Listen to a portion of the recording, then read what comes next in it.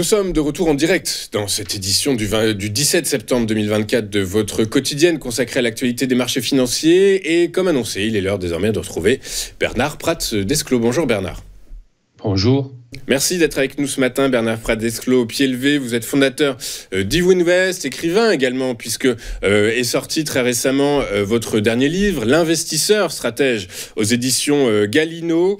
Bernard, à la veille de la décision de politique monétaire de la Réserve fédérale américaine qui devrait effectuer son pivot demain, l'ampleur de la baisse est pas connue. Les probabilités penchent plutôt pour une baisse de 50 points de base plutôt que 25 points de base. Est-ce qu'il est judicieux de se positionner sur le CAC 40 aujourd'hui ? Écoutez, en fait, tout dépend si on veut se montrer joueur, en fait, ou pas. Non, effectivement, vous avez entièrement raison. Je pense qu'il convient de se montrer prudent. D'ailleurs, je pense que sur les marchés, en ce moment, il convient de se montrer plutôt prudent. On est dans un contexte que l'on ne maîtrise pas et on n'arrive pas quand même à savoir si on est dans une phase où la croissance diminue ou si la croissance diminue aux États-Unis ou si elle tient plus que ce que l'on croyait. Après, est-ce que la Réserve fédérale aura les bonnes actions ? Est-ce que son président, Jérôme Powell, aura les bons mots ?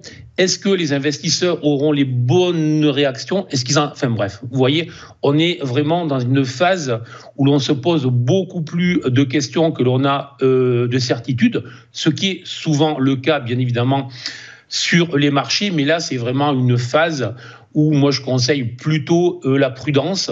Alors, c'est vrai que la logique voudrait, soyons clairs, que dans les prochaines semaines encore, les marchés aillent retester les bas. Mais on voit bien surtout qu'il y a une grosse divergence selon les marchés. On voit bien qu'entre le DAX et le CAC, on voit bien que les événements politiques font que les indices ne sont pas du tout en fait au même niveau. On voit bien qu'entre le Dow, qui hier a fait un nouveau record, le Dow Jones et le Nasdaq, où là, on commence effectivement à se poser un certain nombre de questions sur Apple, sur Nvidia, etc. Donc, autrement dit, sur les valorisations des techs. Voilà. Donc, il y a beaucoup de divergences selon les indices. On voit aussi qu'il y a beaucoup de secteurs qui bougent. Bref, on va rentrer dans un monde qui va changer, puisqu'on quitte 2 ans de taux qui sont élevés pour entrer dans un monde de taux qui vont baisser. Et les questions qui vont se poser, c'est jusqu'où est-ce que les taux vont pouvoir baisser et est-ce que la croissance ne sera pas trop basse ? Est-ce qu'on va pas avoir est-ce qu'on va pas se rapprocher d'une sorte de récession aux États-Unis ? Bref, voilà. Donc beaucoup de questions, donc beaucoup de prudence pour moi. Sur le plan technique et purement technique, il faut considérer que le CAC est dans une zone en fait à risque relativement forte. Tant qu'il se situe sous les 7500 points, il est juste en dessous ce matin avec une hausse de 0,55%. Mais tant qu'il est sous ce niveau-là, effectivement, on est plutôt dans une zone en fait à risque avec une proba relativement forte de voir un retour dans les prochains jours sur les 7300 points. Ensuite, il y a 2 zones qu'il faut surveiller, 2 zones extrêmement claires. Il y a une zone clé qui serait une zone de retournement à très long terme. Si on avait le CAC qui repasse au-dessus des 7900 points, à ce moment-là, on pourrait considérer que l'événement entre les élections européennes et les élections législatives est terminé et que le CAC retrouve potentiellement de la dynamique haussière. Mais tant qu'il est sous les 7900 points, on n'y compte absolument pas. Et puis après, il y a un petit joker. Alors, moi, c'est un petit joker que je surveille. À ce stade, je n'y crois pas.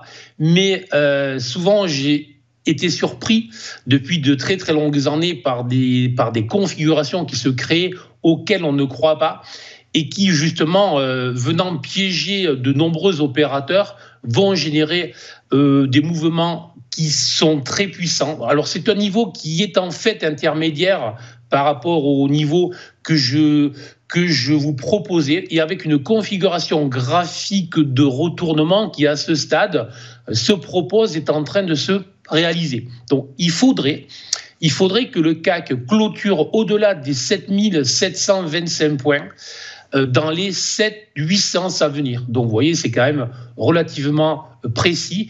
Et donc si on avait ce rebond de 200-225 points du CAC en moins de 2 semaines, à ce moment-là, on pourrait considérer que la zone haute, que la borne haute des 7900 devrait être rapidement rejointe et le CAC retrouverait là, pour moi, donc un potentiel haussier très puissant. C'est vraiment une hypothèse d'école que je surveille. À ce stade, je n'y crois pas. Mais bon, voilà, il vaut mieux le surveiller.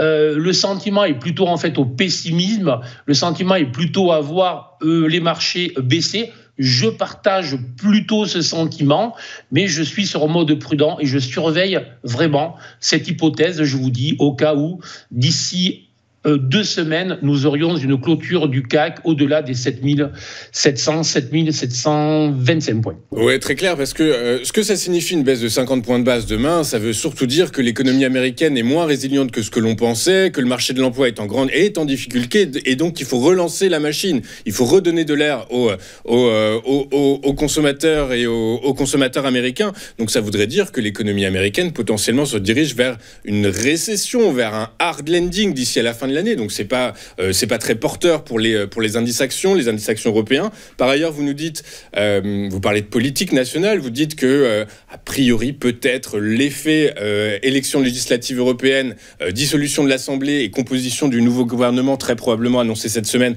devrait donner un peu d'air au CAC 40.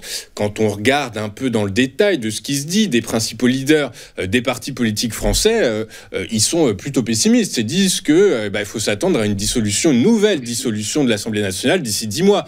Donc la visibilité n'est pas si porteuse que ça. En tout cas, je vous remercie de vous mouiller, Bernard, en nous disant que d'ici 2 semaines, le CAC doit clôturer. Alors, le niveau précis, c'est 7800, combien vous nous avez dit ? 7725.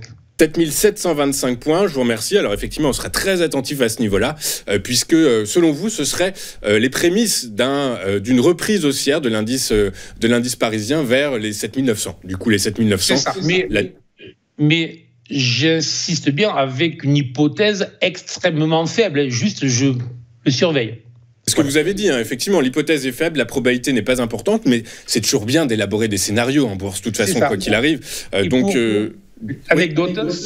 Pour l'anecdote, si je peux me permettre, si je ne me trompe pas, sur les 2 grosses crises que l'on a connues sur les 25 dernières années, donc 2001 et 2008, à chaque fois, la Réserve fédérale a commencé la première baisse de taux par 50 points de base. Et les traders qui ont un peu de mémoire et qui sont un peu superstitieux, je peux vous assurer qu'ils sont en train de se dire que demain, ils espèrent qu'il n'y aura pas 50 points de base, car ils vont se dire que c'est justement le signal que c'est la 3e crise sérieuse, parce qu'effectivement, c'est ce que vous disiez, 50 points de base, ça serait vraiment le signe que la Fed est en mode un peu qu'elle s'affole, et que voilà, donc surveiller, je pense que voilà. Exactement, Bernard, vous avez tout à fait raison. Ça voudrait dire que la Fed est en retard sur l'état réel de l'économie, sur sa courbe, sur l'évolution de sa courbe, sur la maîtrise de sa courbe de taux. Certains experts, analystes disent qu'elle aurait dû effectuer son pivot avant la fin du S1 2024. Merci beaucoup, Bernard, d'avoir été avec nous. Bernard Pratz-Desclaux, c'est toujours un plaisir de vous écouter. C'est un plaisir parce que vous faites partie de ces analystes qui élaborent des scénarios, qui nous donnent du grain à moudre, qui nous explique comment les marchés peuvent fonctionner. Et je vous en remercie beaucoup. Vous êtes, Bernard, fondateur d'Ewinvest et également écrivain, puisque vous venez de sortir aux éditions, alors c'est les éditions Galileo, c'est ça ? Galino. Aux éditions Galino, votre dernier livre qui s'appelle Le Stratège. L'investisseur stratège. Merci beaucoup, Bernard, d'avoir été avec nous. À très bientôt. On marque une rapide courte page de publicité. On se retrouve juste après avec les Market Movers de Mathieu Driol. À tout de suite sur Téléfinance.